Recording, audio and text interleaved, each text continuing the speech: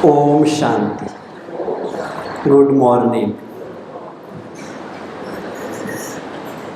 आज हम बहुत ही रोचक विषय के ऊपर बात करने वाले हैं। वो है परमात्मा का विषय, कि वो जो यूनिवर्सल ट्रुथ है, जो सबसे बड़ा सत्य है इस संसार का, वो परमात्मा कौन है, उसकी सही और सत्य पहचान क्या है। जिस परमात्मा को ढूंढने के लिए हम भक्ति में जप, तप, हवन, यज्ञ, व्रत, तीर्थ यात्राएं कई कुछ करते हैं ताकि उस परमात्मा की प्राप्ति हो जाए। लेकिन परमात्मा अगर हमें मिल भी जाए और हमें उसकी पहचान हो ही ना, तो हम कैसे पहचानेंगे कि ये परमात्मा है या नहीं है। या कोई व्यक्ति आके कहे जी मैं ही परमात्मा हूँ, मुझे ही भगवान मानो, और हम उस पर विश्वास करके उसे मान लें तो धोखा भी खा सकते हैं अगर वास्तविकता का पता ना हो। कल हमने आत्मा की बात की थी, तो आत्मा का जो पाठ आपको पढ़ाया था, सब धर्म वाले उसको मानते हैं, उसमें कोई कन्फ्यूजन नहीं होती। लोग कहते हैं आत्मा है, शरीर अलग है, हम आत्मा हैं। लेकिन जब परमात्मा के विषय की बात होती है तो दुनिया में जितने दिमाग उतनी ही बातें परमात्मा के विषय में सुनने को मिलती है, जितने मुख उतने ही मत मतांतर परमात्मा के बारे में हैं। सब ये जरूर कहते हैं कि परमात्मा एक है, God is one, God is truth, God is love. लेकिन वो एक कौन है, उसकी एक की एक पहचान होनी चाहिए ना। कोई ये कहता है, कोई वो कहता है, तीसरा कहता है ये नहीं वो है, तो वो कन्फ्यूजन पैदा करता है। आज जब हम परमात्मा के विषय के ऊपर बात करते हैं तो सबसे पहले आपको मैं एक एग्जाम्पल देना चाहूँगा। एक बार एक न्यूज़पेपर में परमात्मा के विषय में एक आर्टिकल छपा, जिसमें अलग अलग कॉलम्स में परमात्मा के विषय में अलग अलग बात कही गई थी। पहले कॉलम में लिखा गया था कि परमात्मा कुदरत है, नेचर इज गॉड, जो भी प्रकृति है ये भगवान की ही है और भगवान ही है, इसी को ही परमेश्वर समझो। फिर उसको एक्सप्लेन भी किया था उन्होंने कि क्यों समझो। दूसरे कॉलम में लिखा था कि परमात्मा आत्मा सो परमात्मा, आत्मा ही परमात्मा बन जाती है। आत्मा दुनिया में आती है और जब जाती है फिर परमात्मा में समा जाती है, वो उसी का ही अंश है। तो एक मान्यता ये लिखी हुई थी। तीसरी मान्यता लिखी हुई थी कि परमात्मा सब जगह है, जहाँ देखें वहीं परमात्मा, तेरे में मेरे में घट घट का वो वासी है, सब में परमात्मा है। चौथी बात लिखी गई थी कि परमात्मा ब्रह्म जो तत्व है वही परमात्मा है, ब्रह्म ही ईश्वर है। चौथी मान्यता लिखी हुई थी। पांचवी मान्यता लिखी हुई थी कि परमात्मा निराकार है, उसका ना कोई रूप है, ना रंग है, ना कोई स्वरूप है, ना नाम है, वो नाम रूप से न्यारा है। और लास्ट में लिखा हुआ था कि परमात्मा कि जितने भी ये देवी देवता हैं, जो अवतार हैं, ये परमात्मा के ही अवतार हैं और ये उसका साकार रूप है। तो ये सारी बातें लिखने के बाद राइटर ने लिखा था कि मुझे लगता है कि परमात्मा नाम की कोई चीज़ है ही नहीं। वो खुद ही कंफ्यूज हो जाता है और कहता है इतने मत मतांतर, इतने विचार, अब इनमें से सारे तो सच नहीं होंगे, या तो एक सच होगा या दूसरा सच होगा या तीसरा सच होगा, क्योंकि सारे थोड़े थोड़े एक दूसरे के विरोधाभासी हैं। अब कैसे पता चले कौन सा अल्टीमेट ट्रुथ है, कैसे हम परखें कि ये चीज़ परमात्मा के लिए सही बैठती है। जैसे आप जौहरी के पास जाते हैं तो क्या करते हैं, जौहरी कैसे परखता है कि ये कितना कैरेट सोने का है। उसके पास एक कसौटी होती है, तो वो कसौटी पे कस के देखता है कि इसमें कितना सोना है, वो परखने का एक पैरामीटर है। उसी तरह मैं आपको 5 कसौटियां ऐसी बताऊंगा जो परमात्मा को परिभाषित करती हैं। अगर वो 5 बातें जिस पे भी लागू हों उसे हम परमात्मा कह सकते हैं। ठीक है, सुनने के लिए तैयार हैं? परखना है किसी को कि परमात्मा कौन है या नहीं है, उसके 5 आधार हैं। पहला आधार है परमात्मा वो हो सकता है जो सर्वमान्य हो, जिसे सब मानने के लिए तैयार हो। वो एक धर्म एक संप्रदाय का नहीं, वो हिंदुओं का भी वही है, मुसलमानों का भी वही है, क्रिश्चियंस का भी वही है, सिखों का भी वही है। वो अलग अलग नहीं हो सकता। भाषा का फर्क हो सकता है कि हम उसको ईश्वर कहें, वो बाहे गुरु कहें, वो इंग्लिश में गॉड कह दें, अरबी में उसको अल्लाह कह दें, खुदा कह दें, वो तो लैंग्वेज का डिफरेंस है, पर वो है एक। और उसका जो भी स्वरूप हो वो होना चाहिए जो जिस पे सब एग्री करें, जब सब जिसके लिए सब कहें हाँ ये ईश्वर हो सकता है। सही बात है यार? तो पहली मान्यता ये होनी चाहिए, पहली कसौटी ये होनी चाहिए कि जिसको भी हम ईश्वर खुदा मानते हैं वो सबको मान्य होना चाहिए। दूसरी बात, परमात्मा उसे कहते हैं, किसे कहते होंगे? जो सर्वोच्च हो, सबसे श्रेष्ठ हो, उससे ऊंच कोई होता है? वो सबका माता पिता है, सबका रक्षक है, बंधु सखा सब कुछ है। तभी तो कहते हैं ना त्वमेव माता पिता त्वमेव, उस सबका सबसे बड़े से बड़ा है।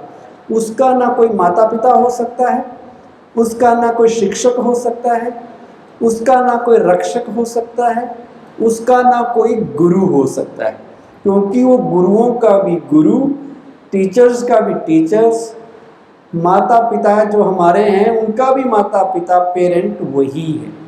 तभी तो वो सर्वोच्च है, सबसे ऊंचा है। तीसरी कसौटी है, याद रखना, मैं पूछूंगा। पहली कौन सी हुई? सर्वमान्य हो। दूसरी है सर्वोच्च हो, वो सबका माता पिता, सबका शिक्षक, उसका अपना कोई नहीं। तीसरी कसौटी है जो सर्वोपरि हो, जो सबसे परे हो। परे मतलब सबसे न्यारा हो। कैसे न्यारा? परमात्मा के लिए कहते हैं वो अजन्मा है, वो जन्म नहीं लेता। और श्रीमद् भागवत गीता में ये भी है कि मैं कालों का काल हूँ और मुझे काल नहीं खाता, मतलब वो मृत्यु को भी प्राप्त नहीं होता। तो भगवान वो है जो जन्म में भी नहीं आता, मरण में भी नहीं आता। वो जन्म मरण से परे है, जन्म मरण से न्यारा है। और जिसने जन्म नहीं लिया, मृत्यु भी नहीं हुई, तो उसको शरीर मिलेगा? तो उसको तो शरीर होगा ही नहीं, तो वो और शरीर के संबंधी भी नहीं होंगे उसके। तो परमात्मा वो जो देह और देह के संबंधियों से भी परे हो। उसके चाचे काके मामे नाने नहीं हो सकते जैसे हमारे। तीसरा, जब शरीर ही नहीं लिया उसने तो कर्म भी नहीं करेगा। तो परमात्मा वो जो कर्म और फल दोनों से न्यारा हो। ये नहीं कि वो कोई कर्म करेगा तो या तो पुण्य करेगा या पाप करेगा। तो परमात्मा ना पुण्य में आता है ना पाप में आता है, क्योंकि वो कर्म करता ही नहीं। कर्म अकर्ता उसको कहते हैं, अभोक्ता भी कहते हैं। अकर्ता मतलब वो करता नहीं है, वो करवाता है। करन करावन हार कहा जाता है। तो परमात्मा वो जो कर्म और फल से भी न्यारा हो। और कर्म फल नहीं है तो फिर पाप पुण्य भी नहीं है, तो पाप पुण्य से भी न्यारा हो। जब पाप पुण्य नहीं कर रहा कोई तो सुख दुख भी नहीं होगा। तो परमात्मा वो जो सुख दुख से भी न्यारा हो, जो जन्म मरण से न्यारा, देह और देह के संबंधियों से न्यारा, कर्म और फल से न्यारा, पाप और पुण्य से न्यारा, और लास्ट में सुख और दुख से न्यारा हो, जिसके ऊपर सुख और दुख का प्रभाव नहीं पड़ता हो। तो तीसरी बात हुई वो सर्वोपरि।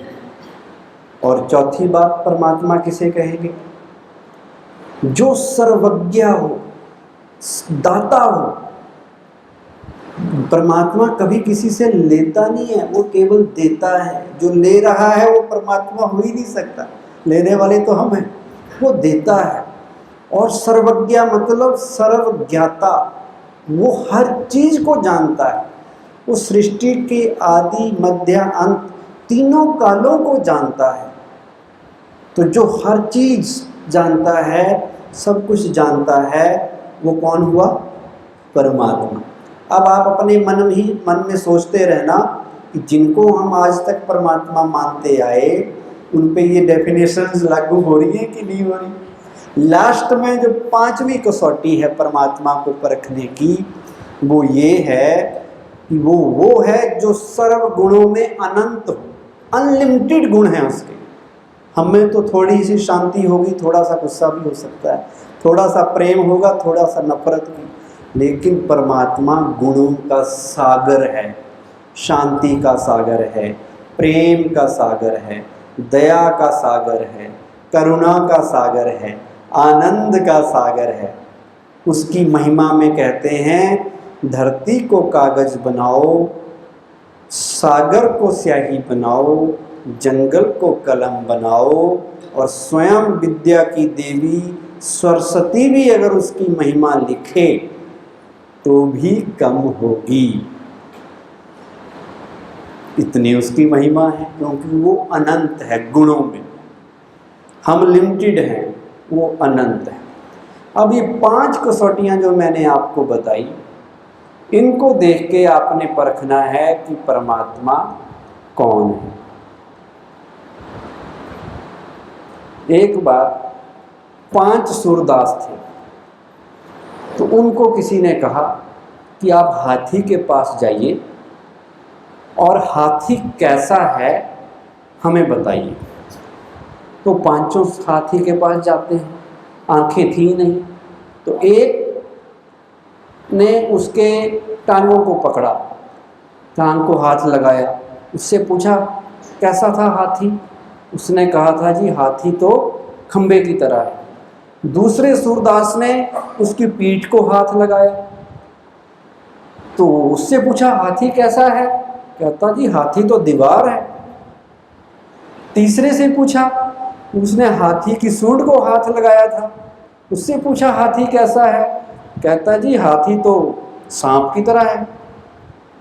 चौथे से पूछा, उसने उसकी पूंछ पकड़ ली थी, उसने कहा हाथी कैसा है? कहते जी हाथी तो रस्से की तरह है।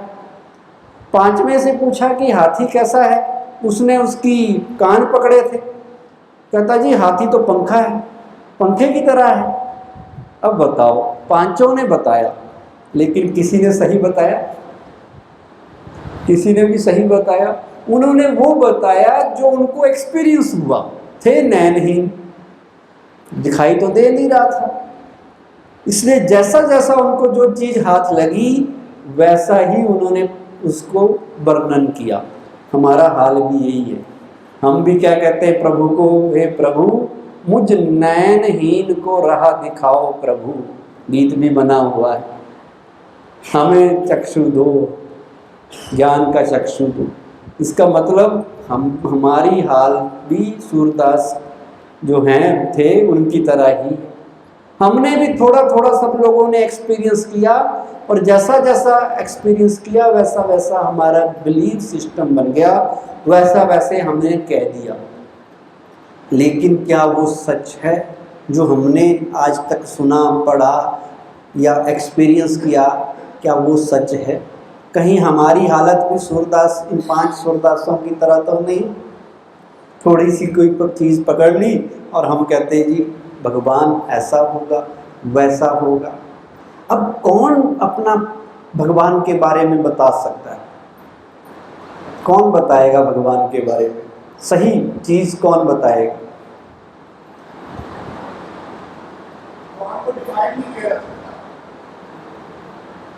क्यों नहीं किया जा सकता? वो अनंत है, अपरंपार है, कैसे बोल सकते हैं? बताते हैं कैसे करते हैं, वही तो बताएंगे आज। वही तो बताएंगे, बैठ जाइए।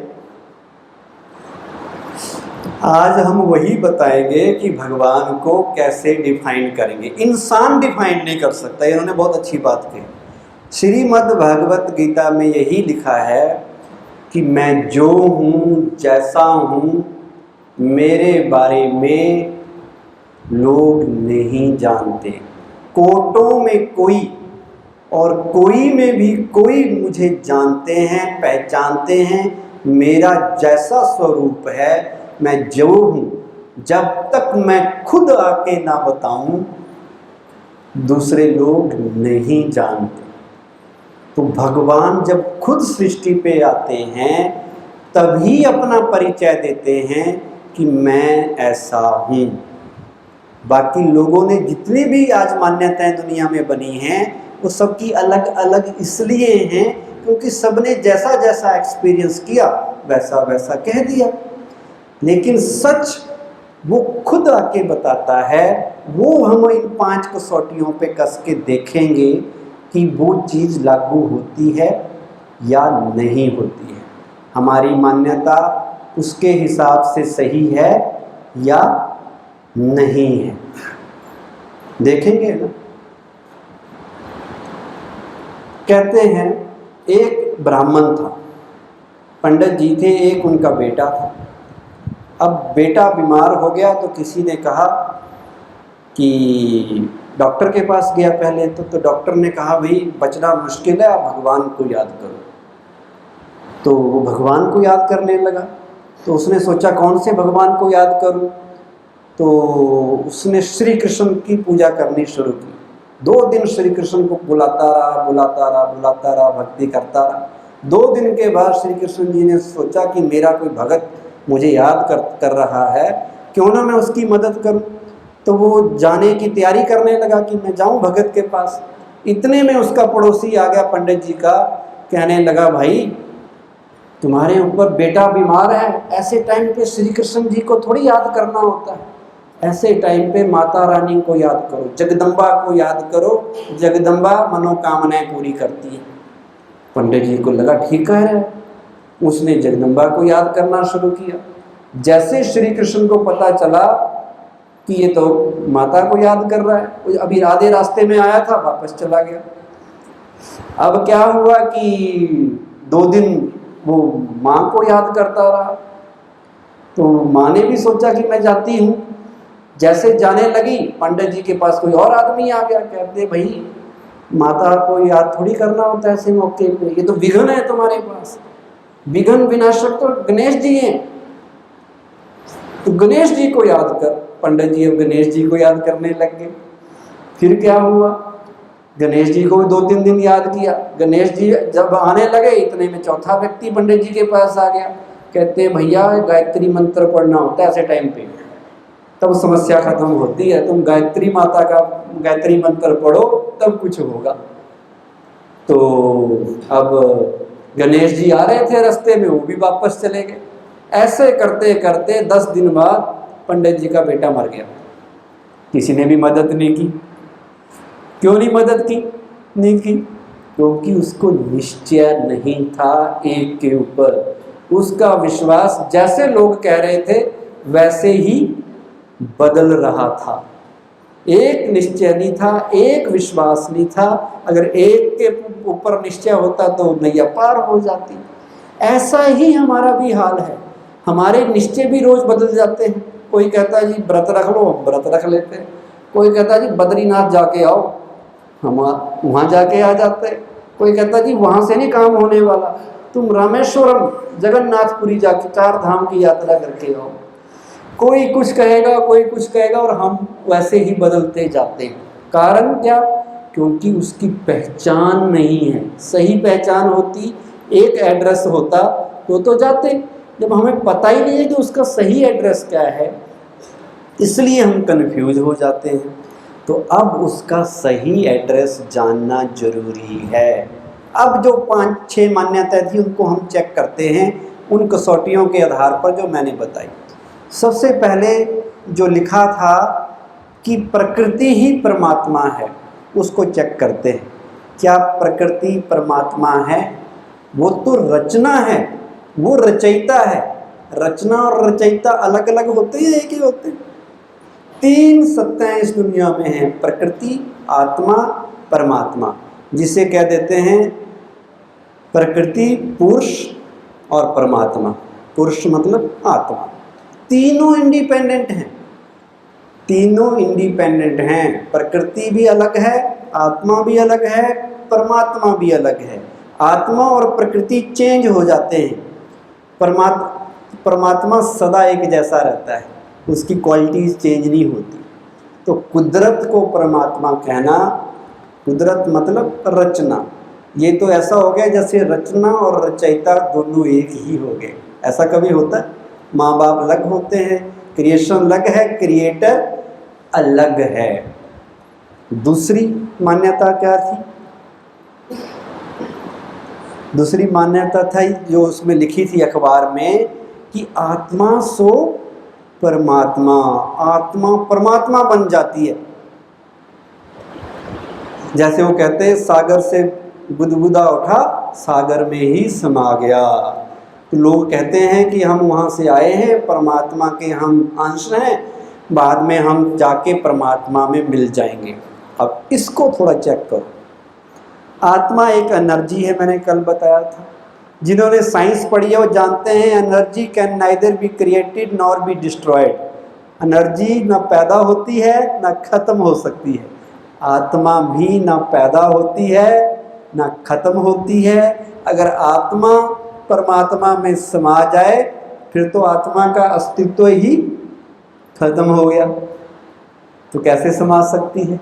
अच्छा, जो लोग कहते हैं कि परमात्मा का अंश है, तो अंश का मतलब ये हुआ कि परमात्मा के बिग बैंग हुआ, टुकड़े हुए, कोई आत्मा इधर गिरी, कोई आत्मा उधर गिरी, कोई आत्मा उधर गिरी। ऐसा कभी होगा कि वो बड़े टुकड़े से छोटे छोटे टुकड़े आत्माएं बन गई? मैंने कहा परमात्मा अलग है, आत्माएं अलग हैं, ये मिक्स नहीं होते।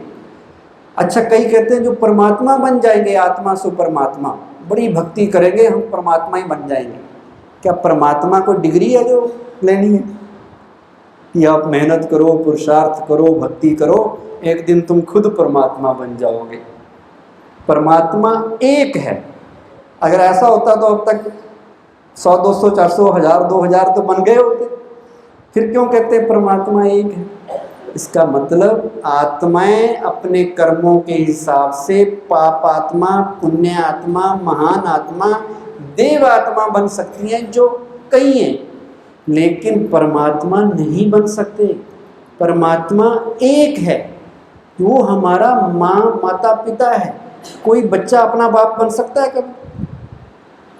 कोई बच्चा अपना बाप बन सकता है? बताइए, नहीं बन सकता ना। बाप पिता की तरह बन सकता है, पिता का कारोबार संभाल सकता है, उसकी गद्दी पे बैठ सकता है, पिता समान अपने छोटे भाई बहनों की पालना कर सकता है, पर कोई भी बच्चा अपना ही पिता नहीं बन सकता। तो हम पिता परमात्मा हैं, हम बच्चे हैं, हम परमात्मा की तरह शांति वाले बन सकते हैं, प्रेम वाले बन सकते हैं, सबका भला करने वाले बन सकते हैं, पर परमात्मा नहीं बन सकते। इसलिए जो ये लोग कहते हैं आत्मा सो परमात्मा, ये मान्यता सही नहीं है। पर हम क्या करते हैं, जो कोई कहता है भाई ठीक है भाई सतवचन महाराज, काहे को झगड़ा करना, जो तुम कह रहे हो भी सही, तुम कह रहे हो तुम भी सही, लेकिन पता तो होना चाहिए ना सच्चाई का। सच्चाई क्या है? ऐसे ही चौथी मान्यता है, तीसरी मान्यता कि वो परमात्मा ब्रह्म है, ब्रह्म महातत्व जहाँ परमात्मा रहता है वही परमात्मा है, ब्रह्म ही ईश्वर है। ये कहने वाले सन्यासी ये नहीं जानते कि ब्रह्म महातत्व तो रहने का स्थान है, परमात्मा के रहने का स्थान है।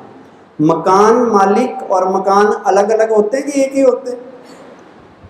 वो मकान है जहाँ रहा जा रहा है, मकान मालिक अलग है, परमात्मा अलग है। तो ब्रह्म को ईश्वर मानना ये भी एक भूल है। चौथी मान्यता, उसको भी एक चेक करते हैं, जो आपको बिल्कुल नहीं लगेगी, वो ये है जो हमने कहा कि परमात्मा सर्वव्यापी है, कण कण में जहाँ देखूं वहीं परमात्मा। तुम्हारे में भी परमात्मा है, मेरे में भी परमात्मा है, परमात्मा घट घट का वासी। आज तक यही सुनते आए ना, सब जगह परमात्मा है या नहीं? कौन कौन कहते हैं कि है? देखो जी, आधे ही है, आधे से भी कम है। इसका मतलब, क्योंकि मैंने पहले ही बताया कि इस मान्यता को भी चेक करना है, इसलिए कई लोगों ने हाथ नहीं खड़े किए कहीं फंस ना जाए।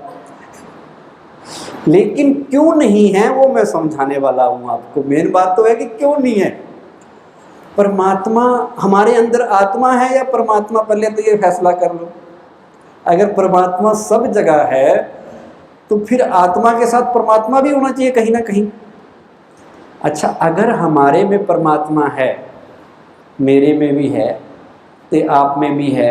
एक व्यक्ति मर्डर कर रहा है, उल्टे काम कर रहा है, क्या उसके अंदर परमात्मा है?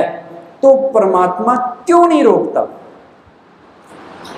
परमात्मा उसके अंदर है, सर्वशक्तिवान है, और वो सर्वशक्तिवान होते हुए भी उसको गलत काम करने से नहीं रोक रहा।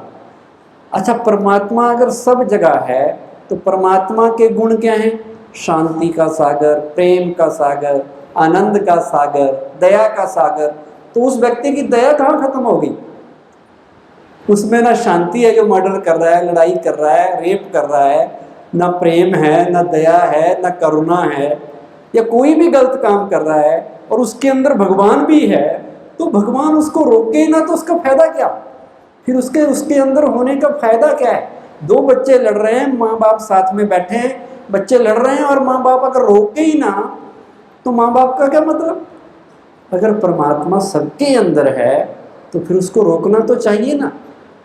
और कुदरत का भी नियम है, आप लोहे को गर्म कीजिए, आग का गुण लोहे में चला जाएगा, लाल हो जाएगी, उसका गुण ट्रांसफर हो जाता है। तो परमात्मा जिसके अंदर है उसके अंदर परमात्मा के गुण क्यों नहीं ट्रांसफर हो रहे? फिर वो क्यों बुराइयों में लिप्त है? अगर परमात्मा सब जगह है फिर तो दुनिया में सच्चाई होनी चाहिए थी, धर्म का राज होना चाहिए था, लोग अच्छे से अच्छे होने चाहिए थे, प्रेम, सद्भावना, भाईचारा होना चाहिए था। इसका मतलब परमात्मा सब जगह नहीं है, शैतान सब जगह है, बुराइयां सब जगह है। अगर परमात्मा होता तो परमात्मा के गुण दिखाई नहीं दे रहे थे। एक और बात बताते हैं, अगर परमात्मा सब जगह है, ऑलरेडी है सब जगह, तो फिर वो श्रीमद् भागवत गीता में ऐसा क्यों लिखा है? यदा यदा ही धर्मस्य ग्लानिर्भवति भारता अभ्युत्थानम अधर्मस्य तदात्मानं सृजाम्यहम्। जब जब धर्म ग्लानि होगी, सत्य धर्म स्थापित करने के लिए मैं आऊँगा। जब है ही अंदर तो आएगा कहाँ से? मेरे में भी है, आप में भी है, सब में है। खतरनाक से खतरनाक आतंकवादी में भी है, जिसने अपने आप को ब्लास्ट करके ह्यूमन बम बन के चला गया।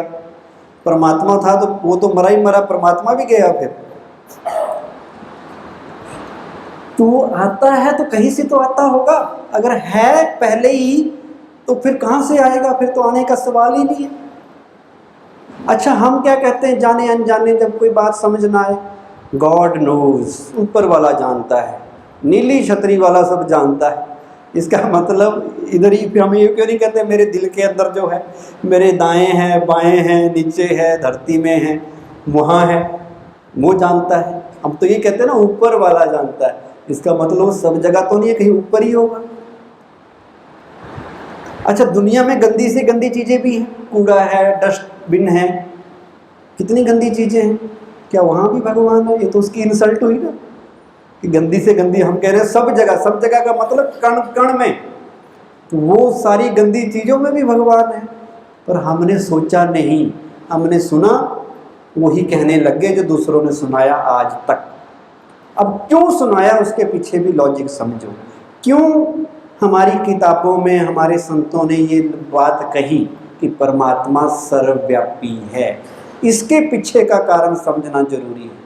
एक होता है भावनात्मक सत्य, एक होता है सैद्धांतिक सत्य, प्रिंसिपली ये रॉन्ग है, लेकिन भावना में आके लोगों ने जो बात कही वो ये थी कि जब हम किसी को याद करते हैं जिससे हमारा प्यार होता है, वो जहाँ भी जाओ वही दिखता है।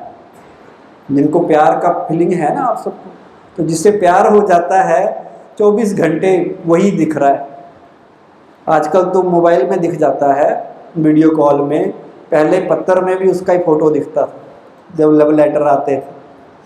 ना भी आए कुछ, ऐसे भी वो सोच रहा है, उसके ख्याल आ रहे हैं, उसको लग रहा है वो इधर ही है, मेरे साथ ही है। तो वो प्यार की फीलिंग थी।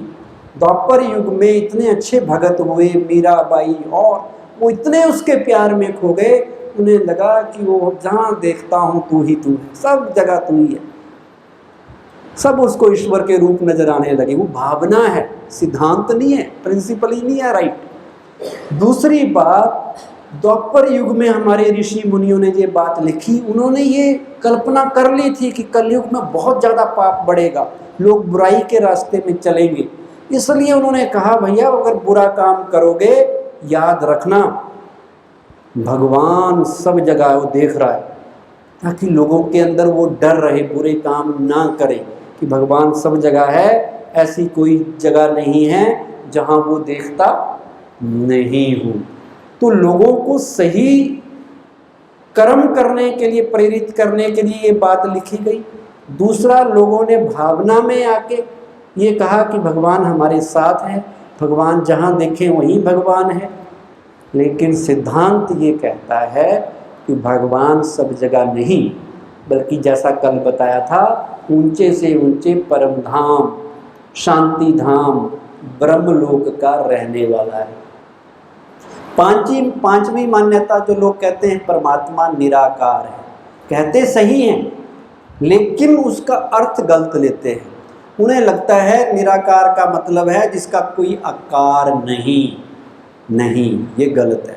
निराकार का मतलब है आकार है, पर हमारी तरह आकार नहीं है, देवताओं की तरह सूक्ष्म लाइट का भी आकार नहीं है। वो आकार ऐसा है जो दिखाई भी नहीं देता, लेकिन आकार है।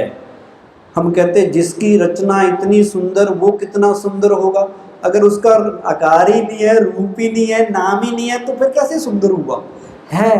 पर इतना सूक्ष्म है कि हम साकार की भेंट में उसे निराकार कहते हैं। जैसे मोटे की भेंट में कहेंगे ये पतला है, अब कौन पतला है कौन है मोटा, कंपैरिजन में कहते हैं ना भाई ये थोड़ा पतला है इसकी तुलना में, लेकिन इसकी तुलना में थोड़ा मोटा है।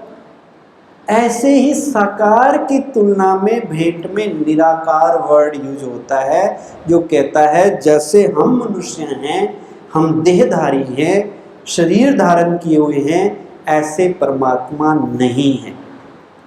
और वो जो मैंने कसौटियाँ बताई वो भी यही कहती है कि परमात्मा अजन्मा है, उसका माता पिता नहीं है, उसका कोई शरीर नहीं है। अगर कोई देहधारी भगवान हो तो देहधारी तो सारी चीज़ों से गुजरता है, उसको जन्म मरण में भी आना है, पाप पुण्य में भी आना है। देहधारी को क्या सब धर्म के लोग मान सकते हैं? नहीं मानेंगे। आप कहो जी कोई भी अपना देवी देवता की तस्वीर सामने लाओ, आप सोचे दूसरे धर्म वाला माने? नहीं मानेगा। वो कहेगा जी तो आपके इष्ट देव हैं, ये तो आपके हैं, हमारे थोड़ी है। तो परमात्मा तो वो होना चाहिए जिसे सब माने। तो किसी भी देहधारी को परमात्मा कहना भूल है, क्योंकि परमात्मा ना देह में आता है ना देह धारण करता है। अगर देह धारण करे तो जन्म भी हो जाए, मरण भी हो जाए। देह धारण करे, देहधारी कोई भी व्यक्ति सारी बातें नहीं जान सकता, उसके ब्रेन की लिमिट है, कितना जानेगा। सृष्टि के आदि मध्य अंत का ज्ञान नहीं दे उसको पता होगा, ना ही वो दाता होगा, ना ही उनके अनुसार परमात्मा को परिभाषित कर पाएगा। अगर करेगा भी तो सूरदासों की तरह करेगा, थोड़ा थोड़ा जो जितना उन्होंने समझा होगा। अब परमात्मा अपनी जो वास्तविक सही पहचान बताते हैं वो ये है, जो स्वरूप यहाँ सामने आ रहा है इससे पहले, कि परमात्मा निराकार है। परमात्मा ने जो अपनी एड्रेस दी खुद उसके अकॉर्डिंग, जैसे आत्मा ज्योत स्वरूप है, सभी ध्यान से सुनना, कल बताया था ना आत्मा ज्योति बिंदु है, लाइट है, पॉइंट ऑफ लाइट है, ऐसे ही परमात्मा भी ज्योति बिंदु रूप है, पॉइंट ऑफ लाइट है। पर जितना बड़ा यहाँ तो समझाने के लिए दिखाया है वो इतना सूक्ष्म है, जैसे आत्मा आँखों से नज़र नहीं आती, ऐसे ही परमात्मा भी इतना सूक्ष्म है कि नज़र नहीं आएगा। वो रूप में बिंदु और गुणों में सिंधु के समान है, सबसे पावरफुल, सबसे शक्तिवान है। और ऐसा हो सकता है, आपने एटम देखा है? दिखाई भी नहीं देता, साइंस वाले जानते हैं, पर उन्होंने तो पूरी स्ट्रक्चर उसकी ढूंढ रखी है। इतने उसमें ऑर्बिट्स हैं, इतने न्यूक्लियस है, न्यूट्रॉन है, प्रोटॉन है, और उस एटम की पावर कितनी होती है पता है? कितनी बिजली पैदा कर रहा है, और वही एटम बम भी बन जाता है जो दिखता भी नहीं।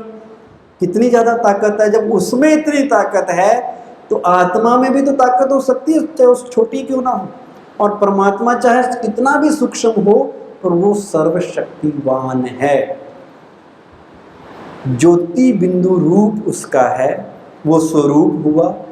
और उसका जो नाम है, जितने भी दुनिया में मनुष्य आत्माएं हैं उनके नाम तो अच्छे होते हैं पर गुणवाचक और कर्तव्यवाचक नहीं होते। किसी का नाम अमीर चंद हो सकता है वो फकीर हो, किसी का नाम खुशी हो, हंसमुख हो, और खुशी उसके जीवन में हो या ना हो कोई गारंटी नहीं है।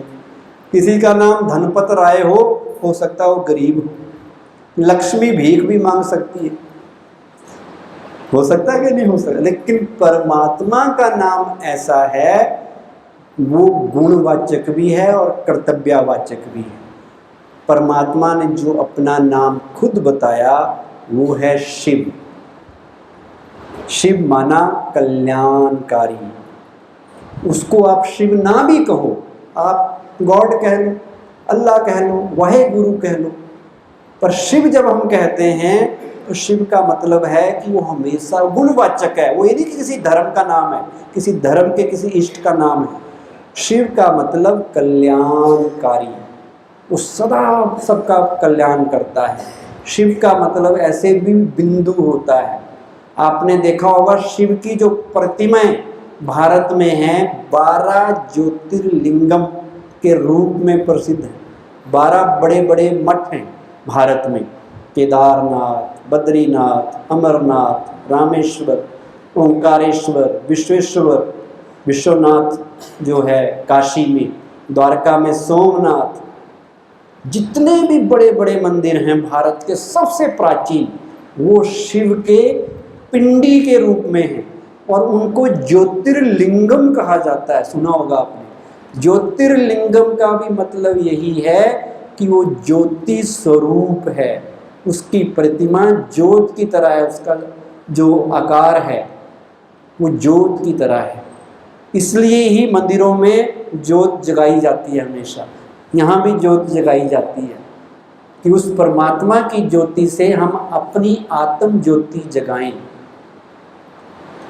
तो वो परमात्मा शिव, यहाँ हम ब्रह्मा कुमारी में उसे शिव बाबा कहते हैं। क्या कहते हैं? बाबा मतलब पिता। पुराने लैंग्वेज में बाबा बोलते थे ना, घर में पिता को बाबा बोलते थे। तो शिव, ऐसे हम कहें शिव परमात्मा, लगता है कि बहुत बड़ी कोई चीज़ है जिससे मिलना ही मुश्किल है। और ये जब हम कहते हैं शिव बाबा, मतलब वो मेरा पिता है, मैं उसकी संतान हूँ। और आपने देखना शिव की यादगार हर धर्म में है, हर धर्म में। और भारत में भी कोने कोने में उसकी मान्यता है, हर कोने में। देवी देवताओं के मंदिर स्टेट वाइज है। वैष्णो देवी कहाँ है? जम्मू नॉर्थ में, और यूपी बिहार या इस साइड श्री राम श्री कृष्ण की ज़्यादा पूजा होती है। आप चले जाओ ईस्ट में, बंगाल साइड किसकी पूजा होती है? दुर्गा की, काली की। वेस्ट में चले जाओ गणेश की। साउथ में चले जाओ वेंकटेश, कार्तिक, विष्णु की। लेकिन शिव की पूजा सारे भारत में होती है। और शिव की प्रतिमा किसी भी मंदिर में चले जाओ, चाहे हनुमान का हो, लक्ष्मी नारायण का हो, किसी का भी हो, शिव की प्रतिमा पिंडी हर जगह होती है। क्या कारण है? क्योंकि शिव सब देवों का देव क्या है? महादेव है। देवियों का भी देव वही है। जितनी भी देवियां हैं जिनकी नवरात्रों में पूजा करते हैं, उनके लिए क्या कहते हैं? शिव की शक्तियां। जब असुर बढ़ गए तो शिव ने शक्तियां बनाई, तो उनको बनाने वाला कौन? शिव। देवों को बनाने वाला कौन? शिव। आप टीवी देखना, सीरियल, जब देवताओं के ऊपर या किसी के ऊपर कोई संकट आ जाता था तो पहले किसके पास जाते थे? ब्रह्मा के पास। फिर वहां हल ना मिले, विष्णु, और लास्ट में शिव के पास। सारी समस्याओं का हल वही करेगा। तो वो पिंडी, उसका आप शेप देखना कभी, वो ऐसा है जैसे ज्योत की तरह, नीचे स्टैंड लगा हुआ है और ऊपर ज्योत जल रही है।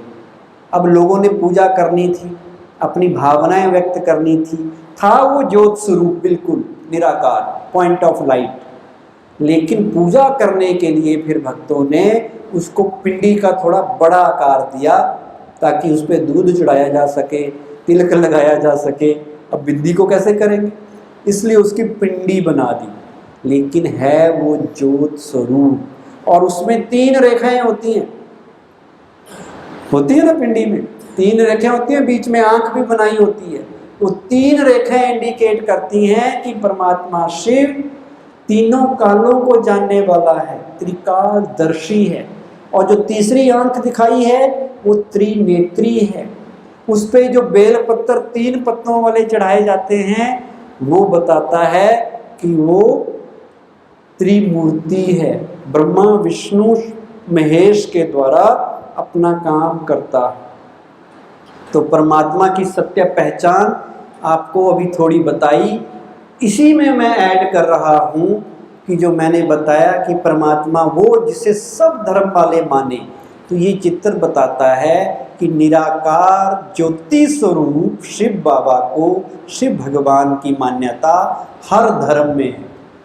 भारत में तो है ही है, भारत से बाहर भी शिवलिंग आपको कई देशों में देखने को मिल जाएंगे, शिव की प्रतिमाएं। चलो ये तो हिंदू धर्म की बात हो गई कि आप अमरनाथ है, सोमनाथ है, नेपाल में पशुपतिनाथ है। लेकिन दूसरे धर्मों में भी ये मान्यता जरूर है कि भगवान निराकार है, लाइट है, नूर है। आप देख सकते हैं क्राइस्ट, बाइबल में क्राइस्ट ने क्या कहा? I am not God, I am son of God, God is divine light. उन्होंने भी लाइट कहा, हम भी क्या कह रहे हैं? ज्योत है, प्रकाश है। अच्छा, उनकी बात चले जाए, यहाँ मोसेस का फोटो है या नहीं? जो मूसा थे, हजरत मूसा यहूदियों के, उनको पहाड़ियों के बीच में उसी प्रकाश का साक्षात्कार हुआ, वही लाइट उनको पहाड़ियों के बीच में दिखी। ये उनकी किताबों में वर्णन है। मुस्लिम लोग जब हज करने जाते हैं मक्का में, तो उनमें एक मान्यता है कि वहाँ एक पवित्र पत्थर है जिसे वो संगे अस्वद कहते हैं। तो वो संगे अस्वद वैसा ही है जैसे शिव की पिंडी। वो उनमें कोई मूर्ति पूजा नहीं होती, बुत परस्ती नहीं है वहाँ पर, बुत परस्ती को गुनाह मानते हैं। लेकिन एक मूर्ति, एक पत्थर वहाँ है जिसको वो चूमते हैं, जिसके दर्शन करते हैं। और वो लोग कहते हैं जब मुस्लिम इस्लाम में आपस में उनके झगड़े होने लगे परमात्मा के विषय में, तो अचानक आसमान से आकाशवाणी हुई और उन्हें कहा कि मेरा ये स्वरूप है। और वो पवित्र पत्थर संगे अस्वद वहाँ गिरा और मक्का में, और परमात्मा ने कहा मेरा ये स्वरूप है। ऐसे भी कुरान शरीफ में लिखा है खुदाए नूर, खुदा एक नूर है। तो नूर का मतलब क्या है? तेज है, नूर है, लाइट है, ज्योत है। भाव तो एक ही हुआ। गुरु नानक देव जी ने परमात्मा की जितनी सही डेफिनेशन कही है, ऐसी कहीं नहीं मिलती। वो कहते एक ओंकार निर्वैर निर्भय अकाल मूर्त, बताते हैं ना उसको किसी का डर है, ना वो मरता है, ना वो निराकार है। ये गुरु नानक देव जी ने भी कहा।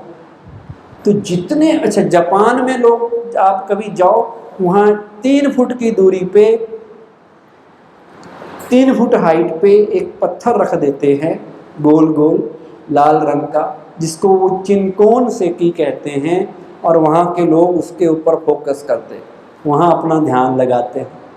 तो वहाँ पर भी वो शिवलिंग के आकार का एक पत्थर है, उनकी भी ये मान्यता है।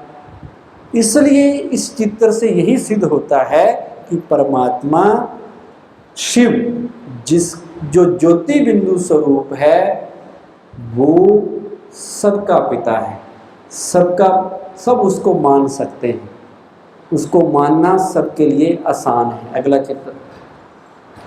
अब आपके मन में एक और प्रश्न पैदा हुआ होगा कि ये शिव की बात कर रहे हैं या शंकर की बात कर रहे हैं।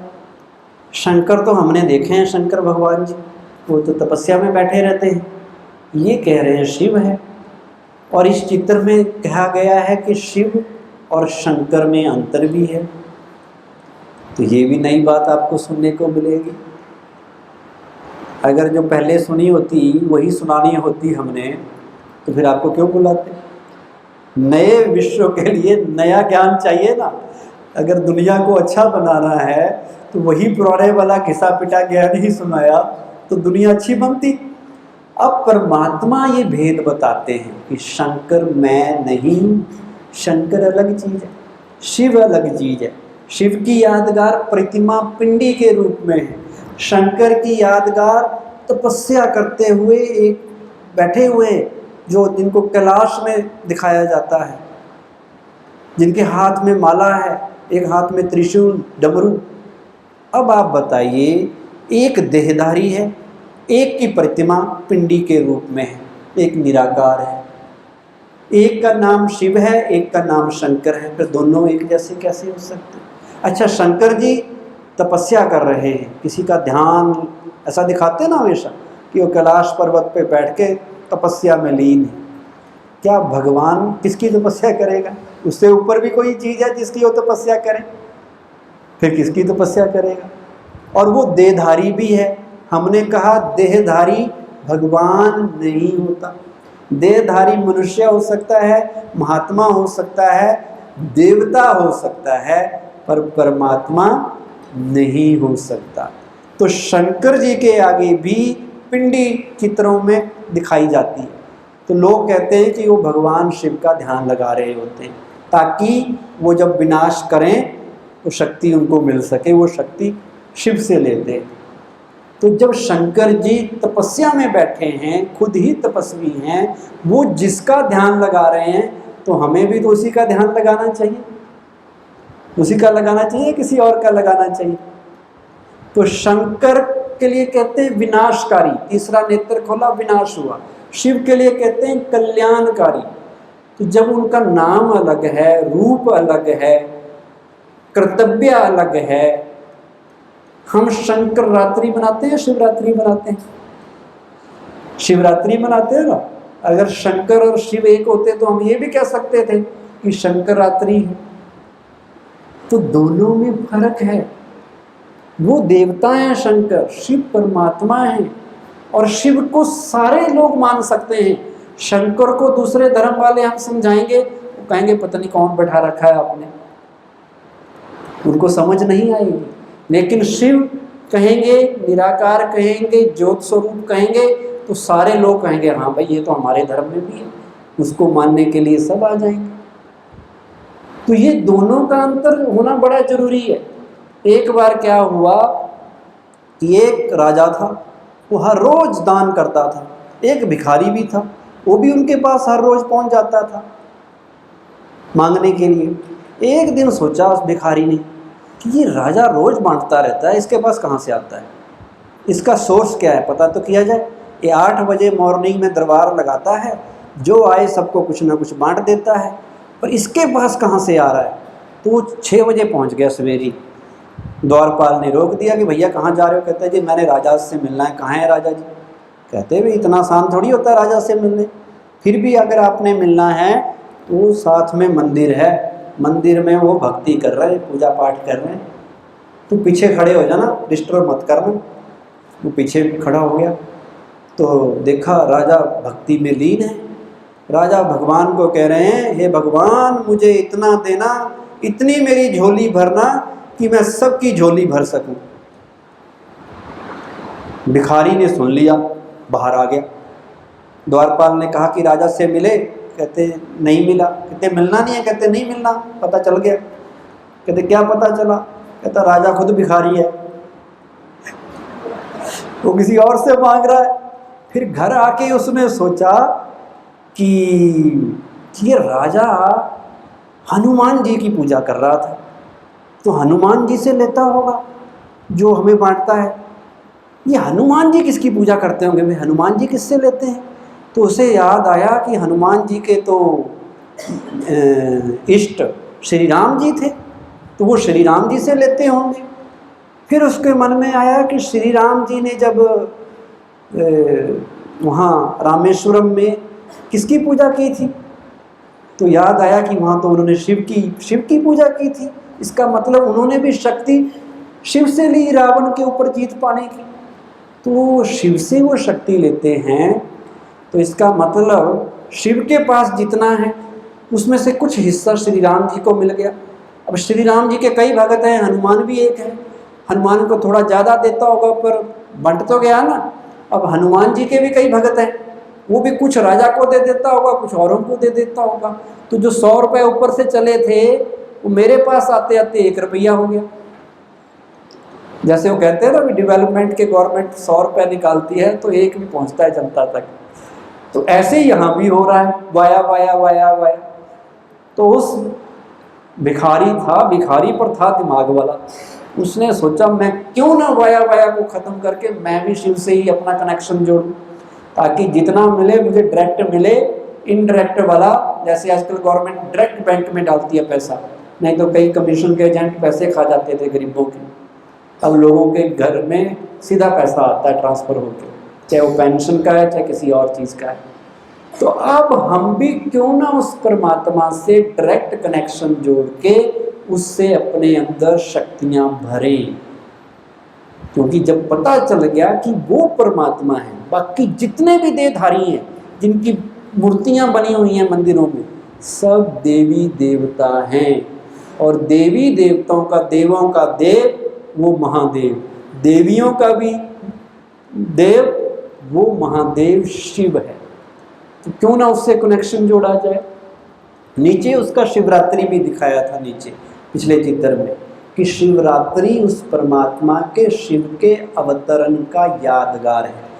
वो आप जन्म नहीं लेता माँ के पेट से, वो कैसे सतधर्म की स्थापना करेगा, कैसे ज्ञान देगा, तो किसी देहधारी में जिसका शरीर ऑलरेडी है उसमें एंटर करके उसके मुख का आधार लेके, उसकी आंखों का आधार लेके उसके शरीर के द्वारा ज्ञान देता है, उसको दिव्य अवतरण कहा जाता है। तो वो अवतरित होता है। अवतरित मतलब माँ के पेट से नहीं जन्म लेता, किसी में परकाया प्रवेश करता है और उसके द्वारा ज्ञान देता है, और उसकी यादगार शिवरात्रि हर साल मनाई जाती है। रात्रि मतलब जब वो आता है, कलयुग रूपी रात्रि, अज्ञान रूपी रात्रि, भ्रष्टाचार रूपी रात्रि, जब वो अज्ञान अंधेरा दुनिया में होता है, बुराइयों का अंधेरा, उस वक्त वो आके ज्ञान देता है और 5 भूतों से, काम क्रोध लोभ मोह अहंकार, इससे सारी दुनिया को, सब लोगों को मुक्त करके सत्य धर्म की स्थापना करता है, जिससे कलयुग समाप्त होता है और सतयुग शुरू होता है। इसलिए ये शिवरात्रि मनाई जाती है। लास्ट का ये जो चित्र है ये हमें बता रहा है परमात्मा के कर्तव्य। मैंने कहा कि परमात्मा अकर्ता है, अभोक्ता है, वो कर्म फल में नहीं आता, फिर सृष्टि कैसे संभालता होगा, कैसे दुनिया चलती है। मालिक भी है वो हम सबका, क्रिएटर भी है, डायरेक्टर भी है, उसको करन करावन हार कहा जाता है। वो करता नहीं है, करवाता है। कैसे करवाता है? तो इन 3 देवताओं का आधार लेता है, ब्रह्मा, विष्णु, महेश या शंकर। इसलिए उसको गॉड कहते हैं, GOD, जनरेशन, ऑपरेशन, डिस्ट्रक्शन, स्थापना, पालना और विनाश।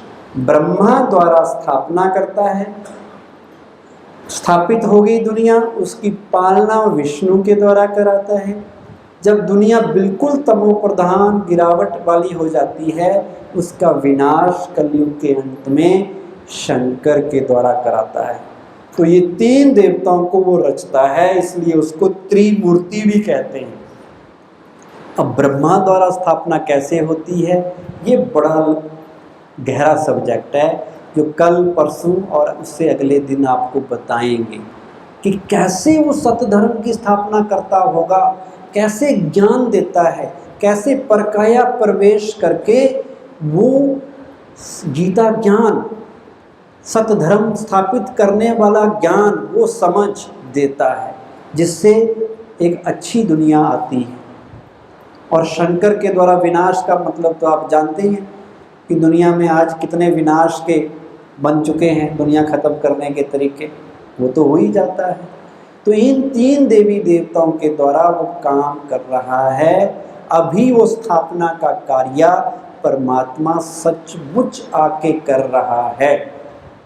कैसे करता है वो कल परसों आपको डिटेल में बताया जाएगा। तो कल हम मेडिटेशन का लेसन लेंगे, राजयोग मेडिटेशन, कि परमात्मा जब आता है तो योग सिखाता है, मेडिटेशन सिखाता है। कौन सा वो योग है, कैसे करना है, कैसे उसका ध्यान लगाना है, क्या उससे प्राप्ति होगी, कौन सी मेडिटेशन सही है।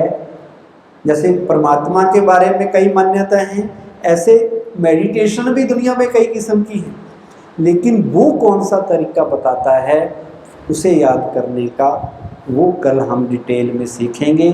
परमात्मा से प्यार, परमात्मा के शक्तियाँ कैसे लें राजयोग के द्वारा।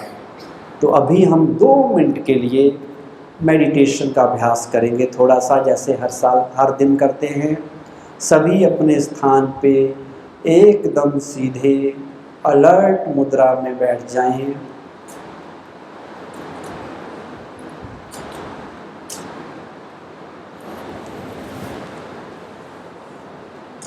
चारों तरफ की हलचल से अपने मन बुद्धि को हटाते हुए अपने आप को खुले आसमान के नीचे ले जाएं। चारों ओर सुंदर सुंदर फूल खिले हुए हैं। अपने आप को किसी सुंदर बगीचे के अंदर देखें। सुबह का समय है, प्रभात के समय में दूर पहाड़ियों के बीच उदय होते हुए सूर्य को अनुभव करें। पंछियों की संगीतमय आवाज को सुनने का प्रयास करें।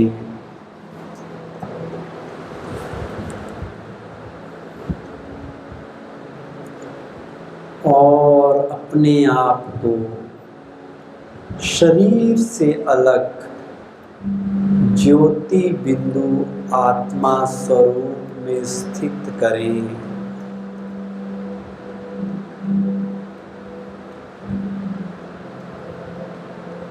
कह दें अपने आप को कि मैं देह नहीं, मैं तो ज्योति बिंदु प्रकाश का पुंज आत्मा हूँ।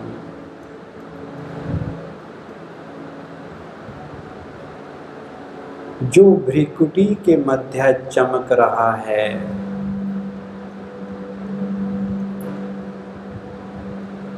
अब अपने सामने उस निराकार ज्योत स्वरूप परमात्मा को देखें।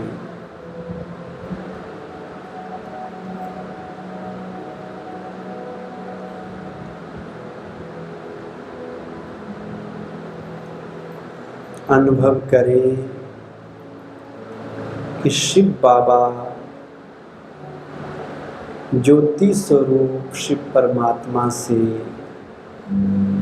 अनंत किरणें निकल निकल मेरे में समाती जा रही हैं।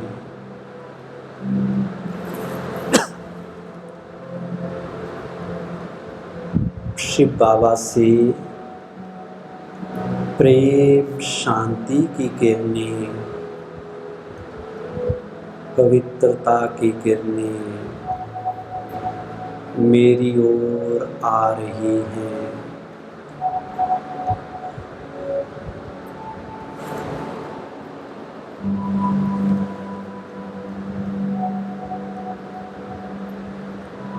शिव बाबा से कहें, हे मेरे प्रभु, हे मेरे परमात्मा,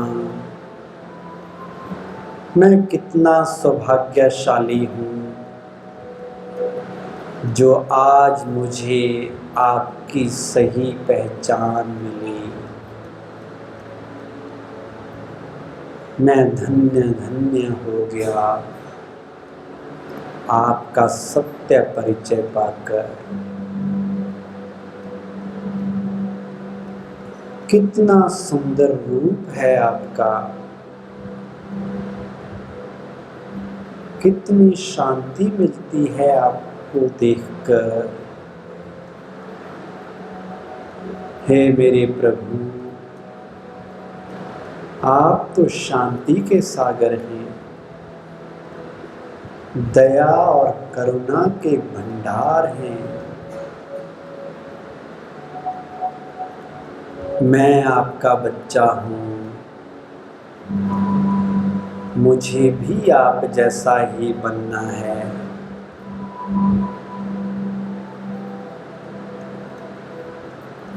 आप शांति के सागर हैं, तो मैं शांत स्वरूप आत्मा हूँ। आप ज्ञान के सागर हैं, मैं ज्ञान स्वरूप हूँ। आप प्रेम के सागर हैं, मैं प्रेम स्वरूप हूँ।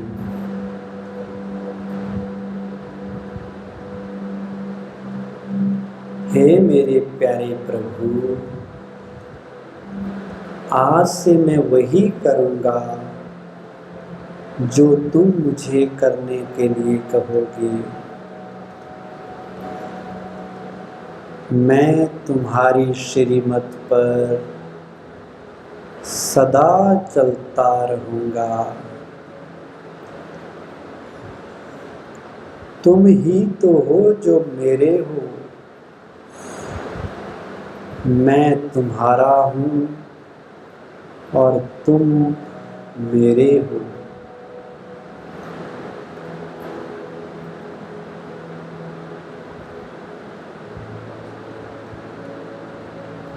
आपका प्यार सदा मेरे ऊपर बना रहे, आपकी शक्तियाँ सदा मुझे मिलती रहें। आज से मैं आपको अपना साथी बना के रखूँगा। हे शिव बाबा, तुम ही तो मेरे सर्व संबंधी हो, तुम ही मेरे माता पिता, शिक्षक, सद्गुरु हो।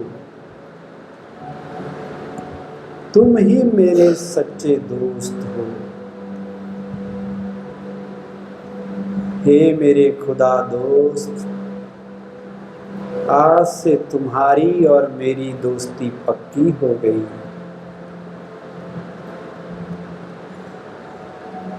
ये साथ अब कभी नहीं छूटेगा। तुम ही मेरे सच्चे कंपेनियन हो,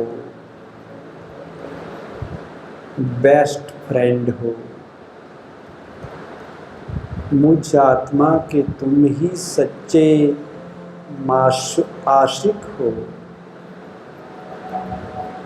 तुम ही मेरे सच्चे साजन हो, प्रियतम हो। आज से सब संबंधों का अनुभव मुझे तुम्हारे से करना है। कितना सुंदर ज्ञान तुमने मुझे दिया प्रभु। मुझे तो ना अपनी पहचान थी, ना तुम्हारी पहचान थी। तुमने जो ज्ञान मुझे दिया उसके लिए बहुत बहुत धन्यवाद। शुक्रिया प्रभु, शुक्रिया।